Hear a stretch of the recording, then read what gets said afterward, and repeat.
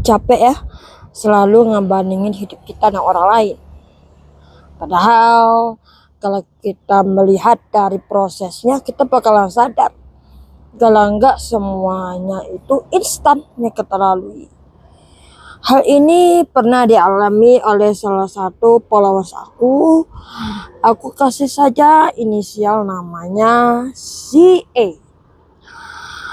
Si E ini dia memiliki teman, maksudnya teman geng di masa sekolahnya. Lalu setelah tamat sekolah di sekolah Damasrata, aku kasih aja ya di sel nama sekolahnya ya, sekolah D aja, sekolah D. Si E ini sekolah di sekolah D. Lalu kemudian setelah itu si D akhirnya berpisah dengan teman-teman sekolahnya, terutama sahabatnya, dua sahabatnya itu, yaitu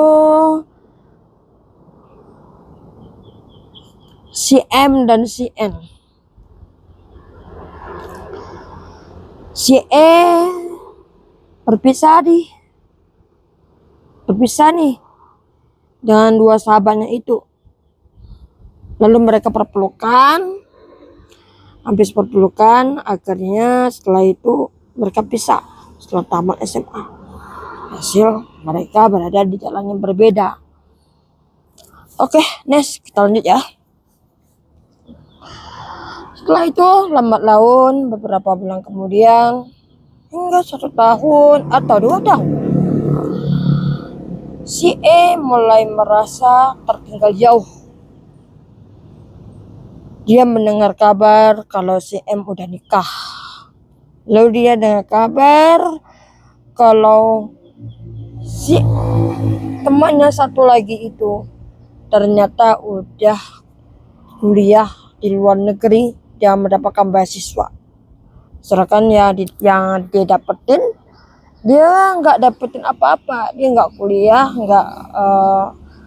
nggak nikah atau nggak semacamnya, tapi dia pengangguran.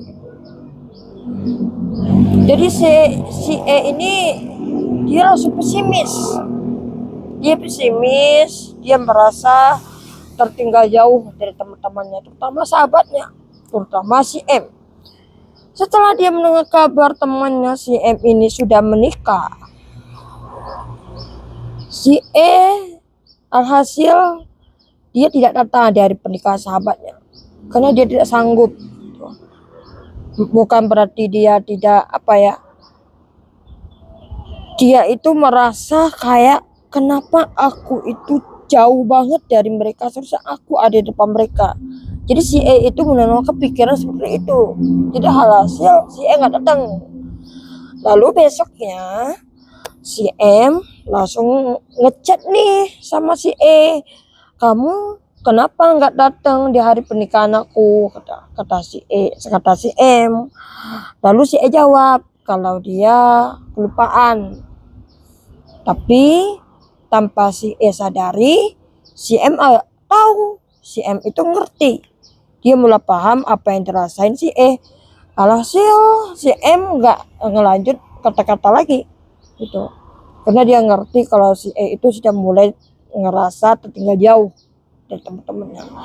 Nah, lalu setelah itu si M kasih pepatah nih sebelum dia pisah dengan temannya si E ini.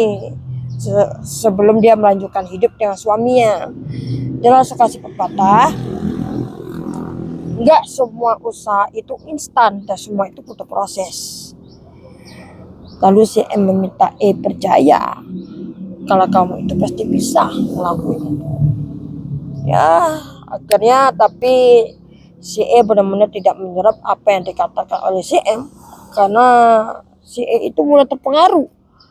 Yang menyebabkan dia terpengaruh itu diakibatkan oleh media sosial. Yang buat dia kepengaruh itu dari media sosial, dari TikTok, dari Facebook, dari YouTube, banyak aplikasi lainnya yang membuat pemikirannya berubah sehingga dia merasa tertinggal jauh. Dia merasa gak jadi apa-apa, sedangkan teman-temannya udah jadi nih. Ada yang udah kerja, ada yang kerja di BUMN, mas aku BUMN. Lalu ada yang kerja di perusahaan sendiri, buka perusahaan sendiri. Ada yang kuliah dan dapat beasiswa di luar negeri. Nah, si M merasa tinggal jauh nih. Dia langsung pesimis. Maaf ya dengan suara kendaraan. Oke, next kita lanjut ya. Lalu si E ini bisa dibilang dia mulai iri. Rasa irinya muncul. Dia benar-benar iri dengan kehidupan teman-temannya. Padahal sebelumnya ya, si M udah ngasih pepatah kepada si E. Kalau enggak semua yang kita lalui itu instan. Butuh proses yang begitu panjang.